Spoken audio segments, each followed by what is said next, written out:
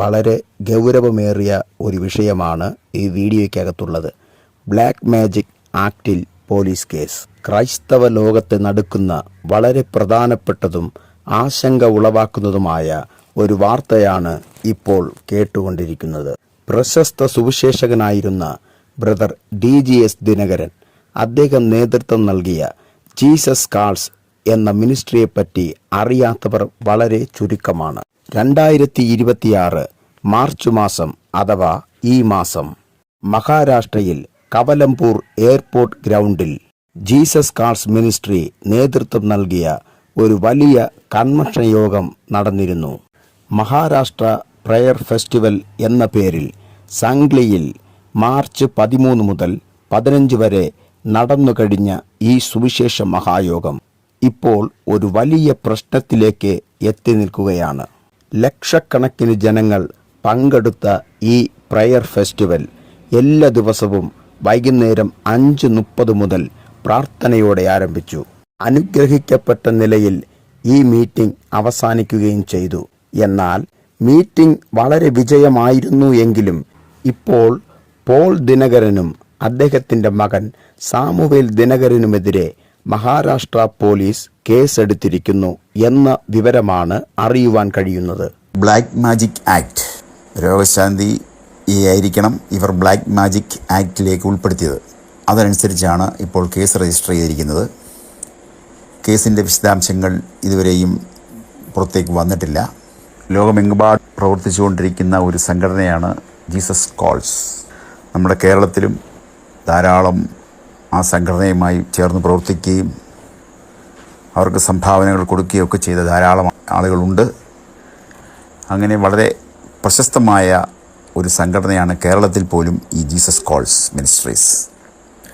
പ്രശസ്ത സുവിശേഷകനും Jesus calls മിനിസ്ട്രീസിൻ്റെ സ്ഥാപകനുമായിരുന്ന DGS ദിനകരൻ്റെ മകൻ പോൾ ദിനകരനും അദ്ദേഹത്തിൻ്റെ മകൻ ശാമുവേൽ ദിനകരനുമെതിരെ Mumbai police black magic act അനുസരിച്ച് കേസെടുത്തിരിക്കുന്നു.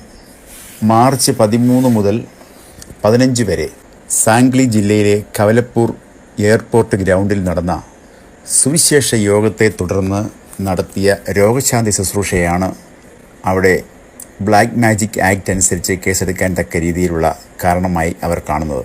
ക്രൈസ്തവ സഭകൾ, പ്രത്യേകിച്ച് പ്രൊട്ടസ്റ്റൻ്റ് സഭകളുടെ കൺവെൻഷനുകളിൽ രോഗികൾക്കായി പ്രാർത്ഥിക്കുന്ന രീതിയുണ്ട്.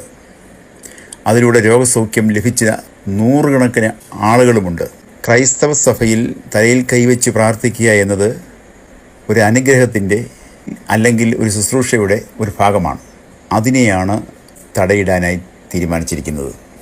തലയിൽ കൈവച്ച് പ്രാർത്ഥിക്കുന്നത് ഗുരുതരമായ രക്തരോഗങ്ങൾക്ക് കാരണമാകും എന്നൊക്കെയാണ് അതിനെതിരെ പറയുന്ന കാരണങ്ങൾ. രോഗശാന്തി ശുശ്രൂഷ എന്ന് പറയുന്നത് അന്ധവിശ്വാസം പ്രചരിപ്പിക്കുന്നതിന് തുല്യമാണ്. കുട്ടികളുടെ തലയിൽ കൈവച്ച് പ്രാർത്ഥിച്ച് മാർക്ക് കിട്ടുന്നു എന്ന് പറയുന്നതും അന്ധവിശ്വാസത്തിന് തുല്യമാണ്. തുടങ്ങിയ ന്യായങ്ങളാണ് അവർ പറയുന്നത്. പോൾ ദിനകരനൊപ്പം തന്നെ കേസ് രജിസ്റ്റർ ചെയ്തിരിക്കുന്നത് ദിലീപ് സുധാകർ ഫോരെ, റാവു സാഹിബ് വസന്ത്, സാമുവൽ ദിനകരൻ, സുജി മുംബൈ, പിന്നെ മറ്റൊരു വ്യക്തി. ഇങ്ങനെ 6 പേർക്കെതിരെയാണ് മുംബൈ പോലീസ് കേസ് രജിസ്റ്റർ ചെയ്തിരിക്കുന്നത്. പ്രാർത്ഥനയിലൂടെ രോഗങ്ങൾ സുഖപ്പെടുത്തൽ, വൈകല്യം, ചലനശേഷി നഷ്ടപ്പെടൽ അല്ലെങ്കിൽ ക്യാൻസർ പോലുള്ള രോഗങ്ങൾ മാറ്റുക തുടങ്ങിയ അത്ഭുതങ്ങൾ, അവകാശവാദങ്ങൾ ഉന്നയിച്ച് പോൾ ദിനകരൻ്റെ പരിപാടികൾ ജനങ്ങളെ തെറ്റിദ്ധരിപ്പിക്കുന്നു. അത് ഹിന്ദു സമൂഹത്തിനും അത് മതപരിവർത്തനത്തിനുള്ള താല്പര്യം നൽകുന്നു എന്നൊക്കെയാണ് ഈ കേസ് രജിസ്റ്റർ ചെയ്തതിൻ്റെ പിന്നിലെ കാരണമായി പറയുന്നത്. അവരുടെ ഇത്തരം വീഡിയോ കിടക്കുന്ന യൂട്യൂബ് ചാനലിൻ്റെ ലൈസൻസ് റദ്ദാക്കണമെന്ന് പോലും ആവശ്യം ഉന്നയിക്കുന്നുണ്ട്. കേസിൻ്റെ കൂടുതൽ വിവരങ്ങൾ പുറത്തു വന്നിട്ടില്ല. ഏതാണ്ട് 1,00,000-ഓളം പേര് ഈ ദിവസങ്ങളിലെ മീറ്റിങ്ങിൽ, ഈ സാംഗ്ലി ജില്ലയിലെ കവലപ്പൂർ എയർപോർട്ടിൽ ഗ്രൗണ്ടിൽ നടന്ന മീറ്റിങ്ങിൽ പങ്കെടുത്തു. ഇത്തരം നിയമങ്ങൾ വടക്കേ ഇന്ത്യയിലെ പ്രവർത്തനങ്ങളിൽ അടിച്ചേൽപ്പിക്കുമ്പോൾ ക്രൈസ്തവ പ്രവർത്തനങ്ങൾക്ക് തടയിടാമെന്നതാണ് ഗവൺമെൻറ് സ്ഥാപനങ്ങളും കരുതുന്നത്. ക്രൈസ്തവ സഭയുടെ ആരംഭകാലം മുതൽ തലയിൽ കൈവച്ച് പ്രാർത്ഥിക്കുക എന്നത് ഒരു ശുശ്രൂഷയുടെ ഭാഗമാണ്. ഇത്തരത്തിലുള്ള നടപടികൾ മൂലം ക്രൈസ്തവ സഭയുടെ വിശ്വാസത്തെ തന്നെ ചോദ്യം ചെയ്യുന്ന പ്രവൃത്തിയാണ് കാണുന്നത്. ഈ വാർത്ത കേട്ടുകൊണ്ടിരിക്കുന്നവർ വേഗത്തിൽ ഈ വീഡിയോ മറ്റുള്ളവരിലേക്കും സുവിശേഷ ഗ്രൂപ്പുകളിലേക്കും പ്രാർത്ഥനയ്ക്കായി ഷെയർ ചെയ്യുക.